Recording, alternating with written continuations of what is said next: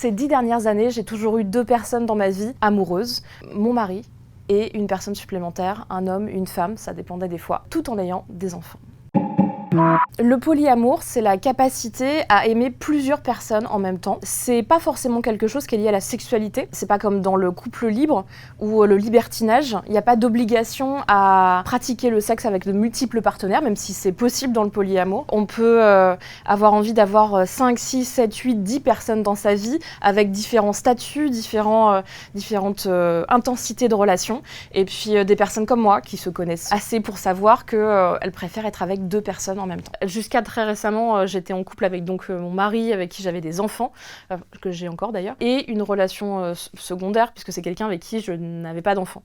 Mais là maintenant, je suis séparée avec mon mari, qui est toujours le père de mes enfants, et j'ai des histoires à côté. J'ai toujours été avec des gens qui étaient exclusifs, monogames. C'est comme ça, c'était pas un choix. Tout le monde n'est pas polyamoureux ou polyamoureuse. Alors j'ai une vie amoureuse un peu tumultueuse. J'ai épousé le compagnon que j'avais depuis quelques années, quand j'avais 23 ans, on a divorcé à 25 ans, ça n'a pas marché.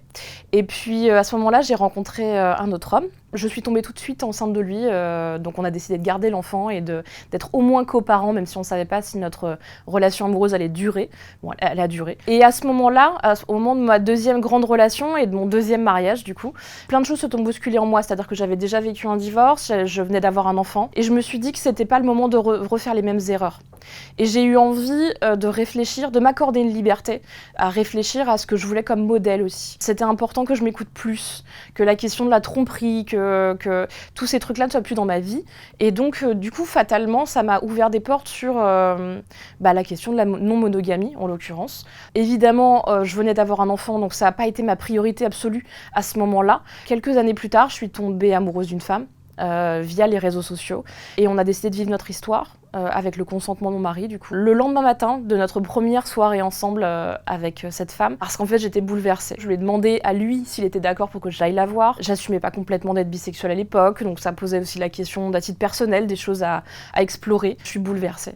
Je me rends compte que je suis déjà en train de tomber amoureuse d'elle, mais j'aime encore mon mari, et je ne sais pas quoi faire. Et je ne sais pas ce qui existe, et je me dis, je suis en train d'être la pire mère du monde, parce que du coup, c'est toujours sur ça qu'on attaque quand on fait des choses différentes.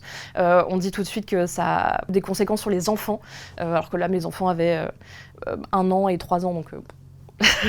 C'était pas comme perdre l'abonnement Disney Channel. Ça a été une grande discussion avec lui ce matin-là, sur qu'est-ce qu'on fait. Parce que du coup, ça l'impliquait. Pour moi, depuis le départ, ça l'a impliqué.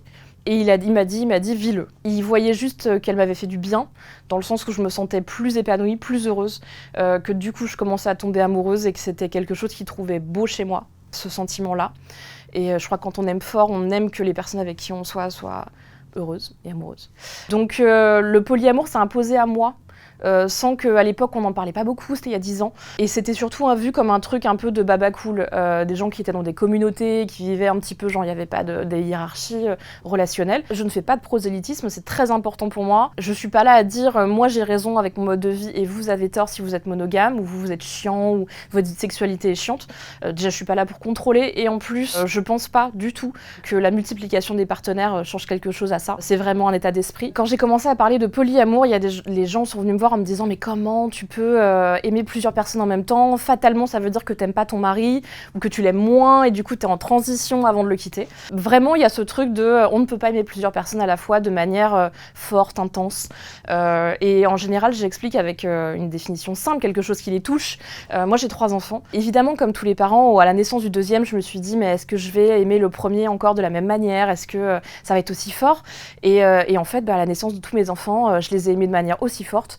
L'amour s'est multiplié, il s'est pas divisé, et c'est pareil avec le polyamour. J'ai absolument aucune velléité à avoir des enfants qui seront par la suite polyamoureux. Ils seront peut-être totalement monogames ou asexuels, d'ailleurs ils seront ce qu'ils veulent. Ça ne me regarde pas là-dessus, c'est leur propre chemin.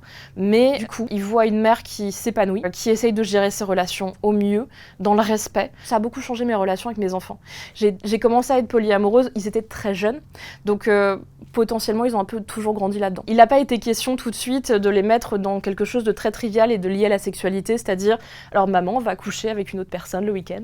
Évidemment pas. C'était vraiment, j'ai toujours mis en avant l'amour et les côtés positifs que ça peut avoir pour des enfants, c'est-à-dire avoir un adulte supplémentaire de confiance, quelqu'un avec qui ils peuvent parler, avec qui ils peuvent se confier et vivre des trucs différents. En fait, c'est une culture supplémentaire qui leur a été apportée et ça a été toujours quelque chose de positif chez eux.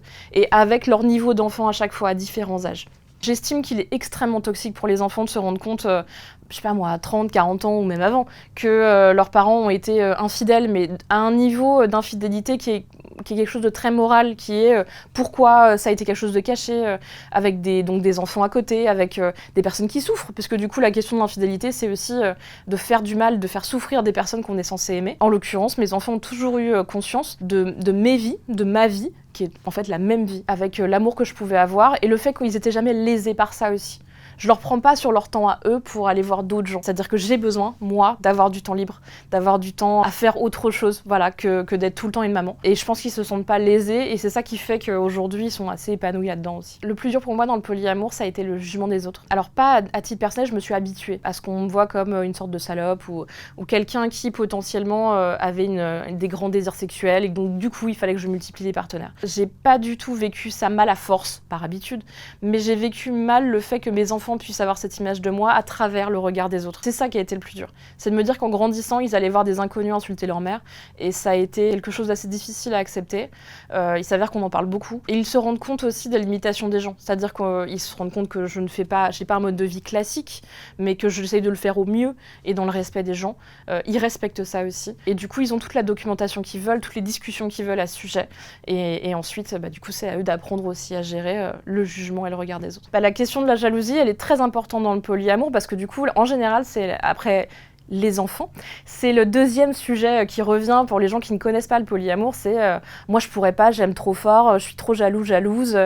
Pour moi, la jalousie, ça fait partie de l'amour. Mais en fait, la jalousie, c'est vraiment déjà c'est un problème d'ego et c'est ne pas accepter qu'on puisse être remis en cause sur la position qu'on a, on veut pas réfléchir au fait qu'on puisse moins bien faire l'amour ou moins bien aimer.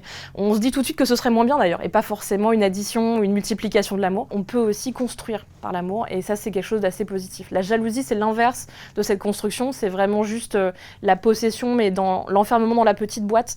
On veut posséder l'autre et qu'il ne fasse plus rien sauf nous regarder, nous parler et nous aimer. C'est quelque chose de vraiment négatif et c'est vraiment l'inverse de la culture du polyamour. En fait la notion de fidélité elle est assez artificielle en dehors de toutes les études qui prouvent que de manière purement animale, mécanique, nous ne sommes pas fidèles. Il y a plein de questions qui se posent autour de la fidélité et puis plein d'amalgames aussi. Il y a des femmes qui n'osent pas se masturber parce qu'elles sont en couple, qui estiment que du coup c'est une tromperie de se masturber sur leur temps libre. Il y a plein de situations comme ça qui sont assez toxiques et qui méritent d'être réfléchies. Et donc moi je crois pas à la fidélité à proprement parler vraiment obligatoire. Par contre je crois à la discussion là-dessus. Moi je trouve ça plus beau de se dire qu'au contraire c'est une discussion qu'on garde de façon permanente dans le couple, tout au long de la relation et qu'on se dit est-ce que t'as un crush, est-ce que t'as des trucs qui se passent, est-ce que tes fantasmes évoluent. C'est hyper intéressant de voir comment l'autre évolue aussi. Et il se passe des trucs, en vrai, il se passe des trucs. Juste il faut avoir envie de les regarder en face. Estimer qu'on ne devrait plus avoir de désir pour d'autres personnes ou de désir tout court quand on est en couple fidèle, c'est assez triste pour la vie intérieure des gens, assez triste pour l'univers masturbatoire, en fait tout ce désir-là, il nourrit le couple aussi et il nourrit la sexualité. Donc c'est important de continuer à garder du désir et on ne maîtrise pas tous ces désirs. C'est important de les réfléchir, de voir les questions éthiques, les questions morales, les questions qu'est-ce qu'on veut en faire, mais techniquement c'est très important et très ok d'avoir des fantasmes et des désirs. Ouais. Je ne l'ai jamais vécu mais je sais que la question se pose pour les personnes qui voudraient être polyamoureux ou polyamoureuses, d'avoir en face quelqu'un qui refuserait quoi qu'il arrive, qui dise je peux pas en parler à mon mec, c'est sûr il va me quitter, il va s'énerver, il va refuser. Oui. C'est possible. Mais ça fait partie des grandes questions qu'il faut avoir quand on est en couple. C'est-à-dire, est-ce qu'on veut des enfants? Est-ce qu'on veut vivre en ville ou à la campagne? Est-ce qu'on croit à l'amour pour toujours ou pas? Est-ce qu'on croit à la fidélité ou pas? Il s'avère que dans le couple, c'est des conversations qui sont importantes et qui doivent être permanentes. Je dis pas qu'il faut les avoir chaque matin au petit-déj. C'est extrêmement lourd. Par contre, on peut se dire qu'on fait un check tous les 6 mois, on fait un check tous les 2 ans. On se demande où on en est en fait, tout simplement. Si on est avec une personne qui dit non, moi le polyamour, je ne veux pas en entendre parler, on s'enferme pas dans un truc où j'ai le droit de faire ce que je veux mais je ne lui dis rien. parce que c'est l'inverse de la culture du polyamour. En fait, le truc, c'est que soit on se dit je l'aime trop ou je l'aime assez pour ne pas vivre ça, et c'est ok. Soit c'est pas c'est quand le sacrifice est volontaire, c'est pas un sacrifice douloureux. Soit on se dit, bah non, en fait, ce que je suis, c'est polyamoureux, polyamoureuse, je veux le vivre, je passerai à côté d'un truc si je ne le faisais pas, et bien dans ce cas-là, on quitte la personne, parce que si on se retrouve avec une personne qui ne veut pas d'enfant alors qu'on en veut, bah c'est pareil, la question, il n'y a pas de sacrifice à avoir, il faut juste se dire on n'est pas compatible, et c'est ok. Pour moi, le polyamour, c'est un choix politique, parce que, en tant que femme, c'était une revendication de ma liberté sexuelle, ma liberté amoureuse, c'est une vraie revendication, même en tant que mère, de ce qu'on fait de sa vie et de se dire que on n'est pas enfermé dans un schéma jusqu'à la mort, parce qu'on a décidé d'avoir des enfants, on a décidé de se marier. Et pour moi, ça peut pas être artificiel. Le polyamour, c'est pas juste passer son temps sur Tinder à trouver une deuxième personne pour rentrer dans les cases. Il faut en avoir conscience, c'est tout le reste du quotidien. Pour moi en particulier, c'est un peu comme une double monogamie, des achats de courses. Il n'y a pas de romantisation et de la deuxième histoire. Il y a toujours une histoire primaire, mais j'essaye qu'elle soit au maximum équilibrée. Parce qu'il y a toujours une personne avec qui j'ai eu des enfants, par exemple, ou avec qui je vis le quotidien fatalement plus.